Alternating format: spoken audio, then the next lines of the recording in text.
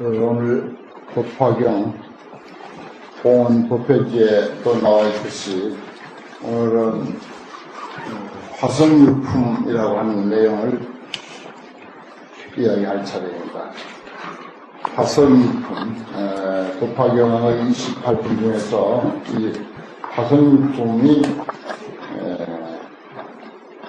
두 가지 내용으로 되어 있는데, 오늘은 이름은 화성유품이라고 했지만 화성유를 말하기 이전에 대통지성불에 대한 내용을 먼저 보겠습니다. 먼저 화성유품이라고 하면은 쉬운 표현으로 마법의 성이다 이런 표현을 합니다. 실제하는 성이 아니고 실제하는 도시가 아니고 어떤 마술 같은 그런 신통을 이용해서 가짜 도시를 임시로 잠깐 그렇게 하나 만들어서 긴 여행을 하는 사람이 쉬었다 갈 수 있도록 하는 그런 비유를 화성유라 이렇게 이제 표현하는데, 화성유에 대한 본격적인 이야기는 다음 시간에 말씀드리고, 오늘은 대통지성불의 멸도 첫 제목이 그것입니다. 물론 법화경은 서가모니 부처님께서 설하신 것으로 되어 있습니다. 그러나 서가모니 부처님은 우리 미혹한 중생들을 깨우치기 위해서 당신의 깨달음에 근거해서 여러 가지 이야기를 많이 합니다. 미혹한 중생이 깨닫기만 하면 어떤 이야기도 마다하지 않고 이야기를 꾸며내서 하는 경우가 아주 많습니다. 저 뒤에 가면 스스로 그런 말을 합니다. 내가 혹 있는 이야기도 하고 혹 없는 이야기도 하고 혹 내 이야기도 하고 혹은 남의 이야기도 한다. 이렇게까지 하면서 많은 사람들을 교화시키고 눈을 뜨게 한다 하는 그런 말씀이 직접 법화경에 있듯이, 법화경에는 서가모니 부처님 외에 서가모니 부처님의 말씀을 통해서 우리가 만나볼 수 있는 부처님이 아주 중요하게 우리가 기억해야 할 두 분의 부처님이 계시는데, 한 분은 저 앞에 소품에서 이야기됐던 1월 등명 부처님입니다. 1월 등명불을 내가 누차 설명을 드렸죠. 태양이라는 말입니다. 월, 달이라는 말이죠. 등은 또 태양도 달도 빛이 없을 때 우리가 대신 세상을 밝히는 빛으로서 등불을 말합니다. 그것은 초를 켰던 아니면 기름을 가지고 켰던 아니면 전기로 이용해서 켰던 간에 그 모든 등불이 또한 일월 등할 때 등불을 뜻하는 것입니다. 아무튼 그 모든 것은 세상을 밝히는 빛을 의미하는 것이다. 그런데 그것이 부처님 이름으로 되었어요. 여기에 등장하는 대통지성불은 큰 대자입니다. 통할 통자인데 툭 터졌다 이런 뜻입니다. 아주 위대하고 광대하게 툭 터진 가장 수승한 가장 뛰어난 지혜를 가지신 분 이런 뜻입니다. 지승이라고 하는 말은 지혜가 아주 수승하다, 참 위대하고 광대하게 툭 터진 위대한 지혜를 가지신 부처님.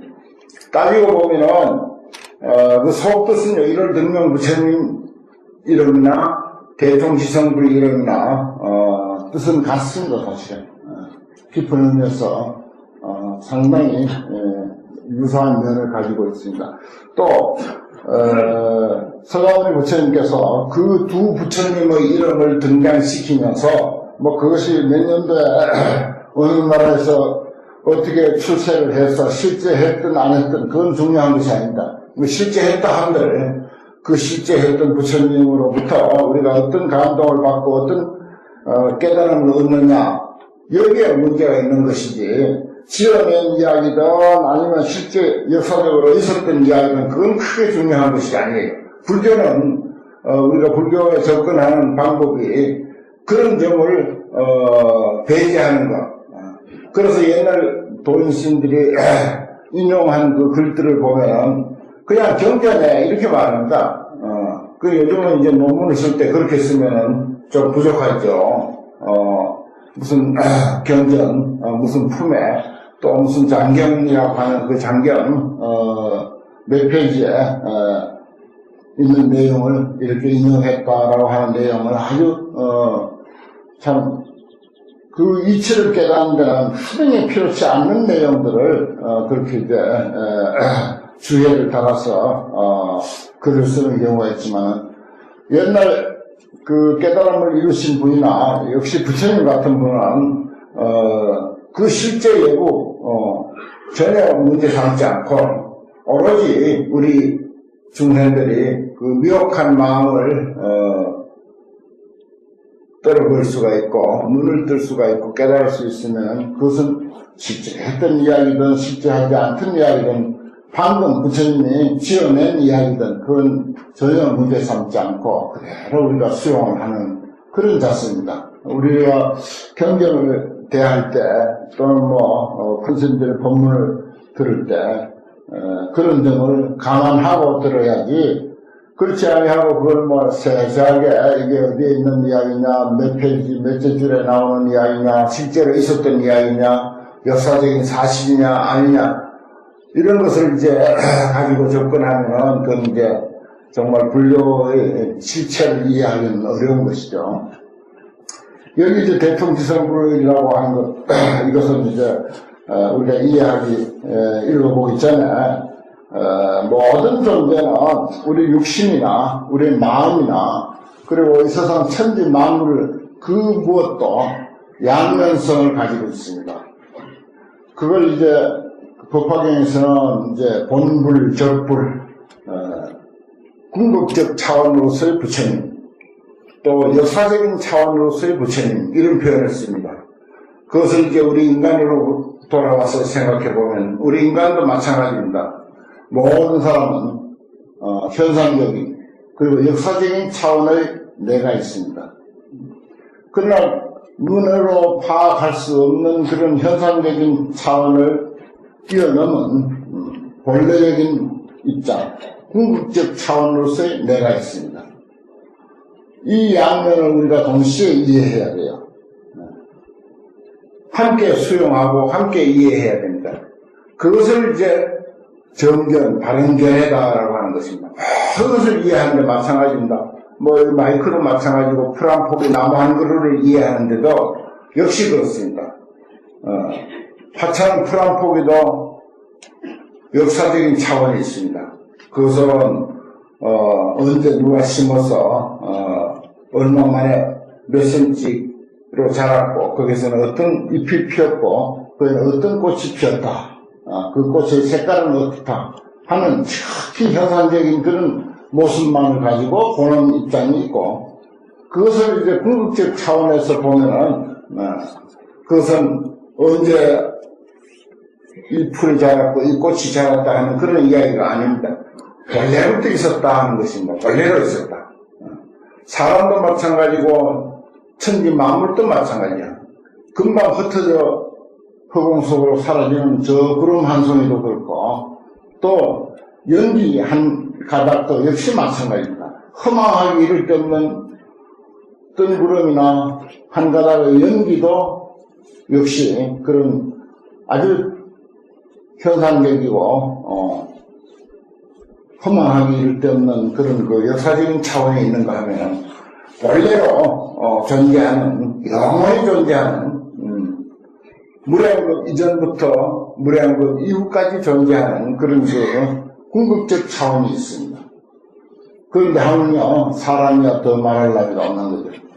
그래서 우리가 지금 눈을 뜨고 보고 이해할 수 있는 이런 현상의 미혹당하지 말아야 된다는 것입니다. 거기에 속지 말아야 된다는 것이죠.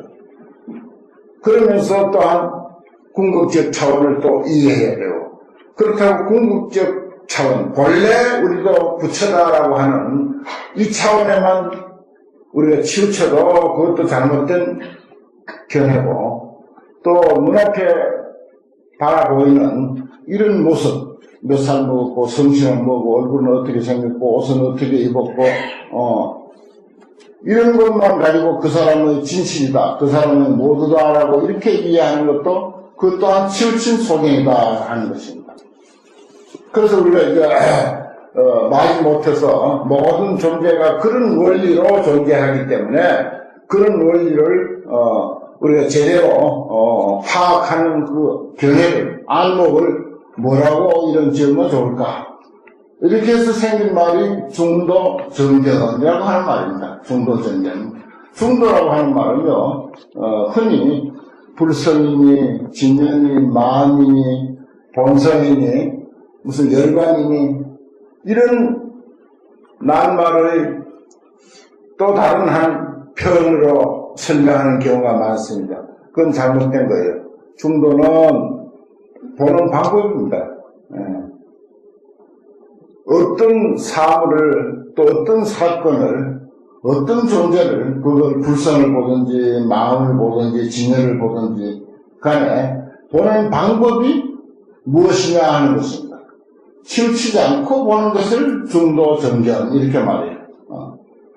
어디에도 치우치지 않고. 그러니까 역사적인 우리 눈앞에 펼쳐져 있는 모습만으로 보아서도 안 되고, 물론 그것도 포함해서 또 궁극적 존재로서의 어떤 차원, 그것은 말하자면 사람이 바로 붙여다. 그리고 모든 사물들은 그대로 진리다 라고까지 볼 줄 아는 그 두 가지 입장이 있기 때문에 그 두 가지 입장 그 어디에도 치우치지 않고 볼 줄 알아야 그게 이제 중도적인 바른 소견을 가진 사람이다, 이렇게 가르치는 거예요. 그래서 이 대통기성불이라고 하는 분의 이야기는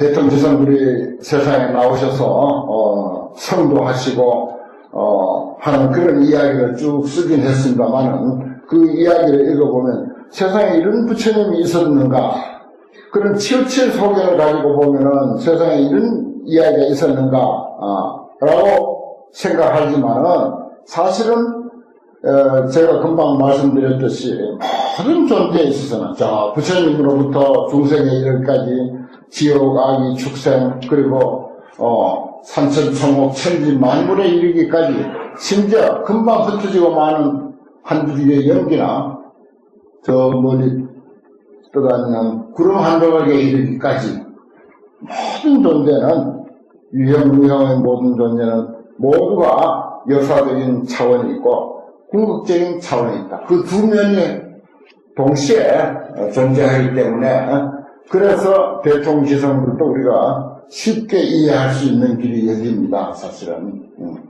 예를 들어서 여기에 찻잔이 하나 있습니다. 이 찻잔이 역사가 얼마 됐겠습니까?